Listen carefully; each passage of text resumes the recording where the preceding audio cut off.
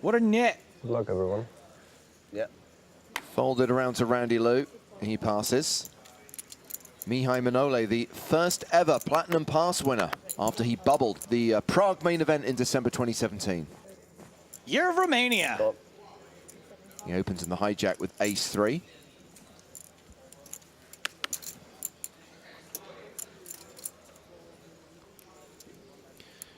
The 55-cent qualifier. Miller flatting the button with the ace-jack suited here, about 35 big blinds effective. And it's a me! Shoves it in for 20 bigs here. Do you mean me? I do. So action back on the original razor. A reasonably easy fold for Mihai. Is this a call for Miller, Griffin? Which is that, Andy? Give me 125. It's certainly close. I think most pros would snap this off, but I don't think it's going to be that easy decision for Miller. I think he should probably go for it. You know, the opener had 100 big blinds, could be opening relatively wide. Miller doesn't look that strong here flatting. You know, it's not like Miller flatted an early position open from early mid position. This is a late position open and a button flat. This is actually pretty much the top of Miller's flat range here a lot of the time. So I think he should probably find a call there. But you know, it's tough. Doesn't want to start his day calling there and seeing ace queen and then losing, you know, 2/3 of his stack. So I'm not surprised to see a fold. You should tell this story. Story time. Bedtime. Okay. Yes, let's put Randy to... I played in a 55-cent satellite. 55 cents. Yeah, it was a rebuy. There was 49 in it, and I spent a total of $3.30. Nice. There was one ticket, one $55 ticket out. A lot of money. So I got through that Yeah. Army Bearer has raised here. and went to the 55. Yeah. For every 11, I think, that was in that, there was a $5.30 ticket into the final table. So there was 3 of them. I won one of those. Yeah.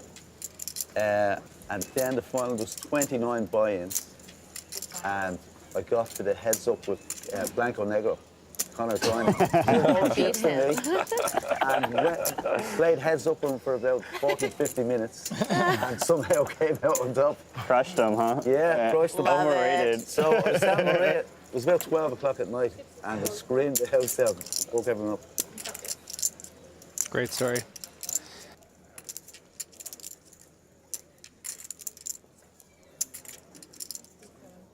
Just the one call up. Ross in from the small blind.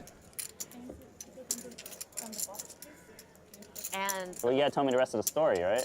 Yeah, so basically that's how I qualified. Ah, So cool. I came over with my wife and 2 daughters. That's awesome. I made a family holiday out of it, Yeah. which was the prize in itself. Yeah. And now I'm at the Now cash. you got a bonus? I'm in the cash now, yeah. Yeah. Yeah, so it's pretty.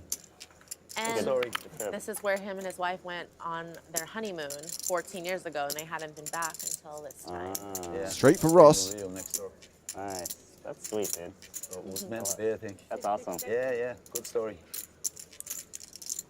Gareth's Story's- having a great time. Story's still continuing, too. Oh, the water side did Absolutely, great. hopefully, yeah. And he's got the luck of the Irish, so I think we're all playing for second place here, guys. That's all right. You can have first if you want. You've no worries in you, right? No. Oh, well, that's it. Is Pat still in, by the way? The other Irish guy that was at our table I'm last not night? sure now. He was still playing. Might be. When I think he might be actually. He might be the last Irish standing. Yeah. Oh, there's one other guy, Paul Leckie, I think. Is still Oh, yeah? as well, yeah. So Ross has bet the turn. So when you make the final table, are your wife and your kids going to come out over here and just I watch? don't think they allow kids in here. No, I don't think they do. I don't know. They can might, try. like, there's no game, like, actual Yeah. gaming other than poker. I've seen some people. Well, doing the that. official is no kids in, but I don't know. Maybe. The girls would love that now, you know. They were watching the stream yesterday. That's awesome. Ooh. They were laughing at the part when I asked you the question about James and Joe. And then I asked you who your favorite daughter was. That's right. So Army Bearer's caught running cards to make a full house. I actually don't mind this lead by Ross here. He's going to have to think his straight is good a lot, and he's going to expect Barra to have some jacks when he checks back the flop and calls a bet that would probably call for this price. You know, he's betting less than a third pot. And he's going to know that he has a lot of 10s in his range as well, so when Ami does decide to raise this river, that he can pretty confidently determine that Ami does have 10s full here. Very unlucky run out for Ross, and you know, he's going to know that right away when he faces the raise. Wow. Done. Good. Bit surprised with the snap call there. At least some consideration maybe. You just decide in your head that I'm not going to let the pro bluff me. I'm not going to let him take me off this hand. I flopped a straight, and that straight is going to be good no matter what. Meanwhile, at the outer tables, we have an all-in here. Daniel Strelitz bet 60K on the flop. Pierre Calamusa moved all in, shoving on Strelitz, who calls here with top pair. Oh, it's a deuce. Deuce on the turn. Domination rotation. And Strelitz gets lucky to double up through Pierre Calamusa. Yeah, you can check that out if you're interested. 55-cent Miller with the ace-queen suited under the gun. Maria most probably going to find a fold here with the ace-7. Has to imagine the amateur is not going to be raising the king-9 off under the gun. And shakes her head in disapproval, feeling her shove spot taken away. Jack-10 of clubs for Azaro. No, just imagining someone having a shove spot. Sounds weird.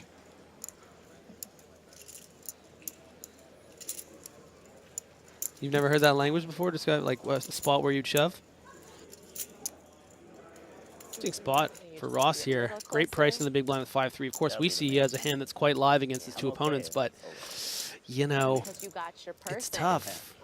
It's not a great hand. Sadly, that's the main people concerned about. And now I hope for the 5-5 flop just to see the pain. But it's good. Like, I don't need to live with, like, in the same city as my family and my friends, but I want to be able to visit them pretty much whenever I want to. Yeah.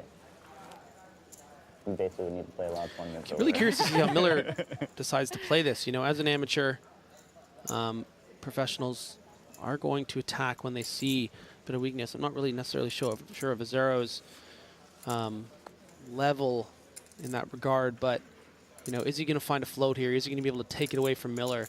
Is Miller going to be able to hold on with just ace-queen high? Really depends what that turn looks like. And that is a good one.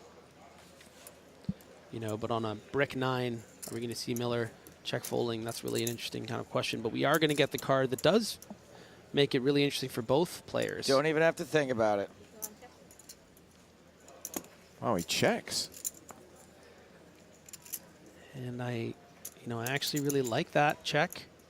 I think it's probably a reflection of Miller being aware, maybe a bit of his image, that, you know, players are going to float him when he makes such a small bet. I mean, it was an under quarter pot bet, but I really want him to take his time here, not panic and put in a raise or shove.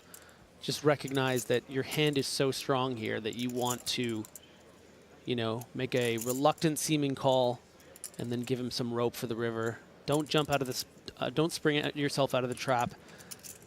Don't pop out of the woods with the clever girl. Just call it. And he's doing just that, and I love it.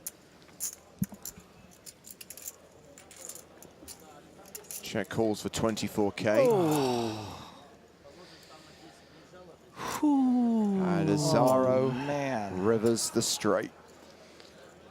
And his 50-person WhatsApp group gasps along with us. Doesn't get much more brutal than this. He should be able to get away here with only losing about half his stack based on sizing. I would imagine Azaro is not going to get too greedy here, but a bet somewhere in the range of 70 to 85, 90K. And I don't really, it's a tough fold. I don't think that Miller's going to be able to find it very often.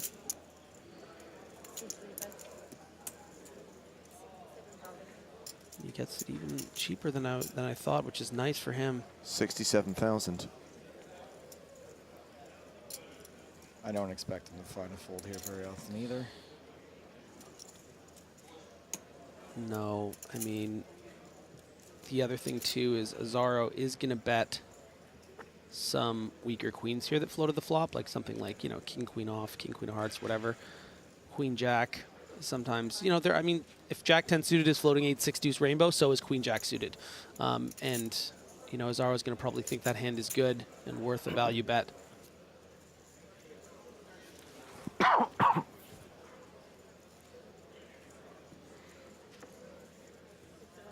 That's the call.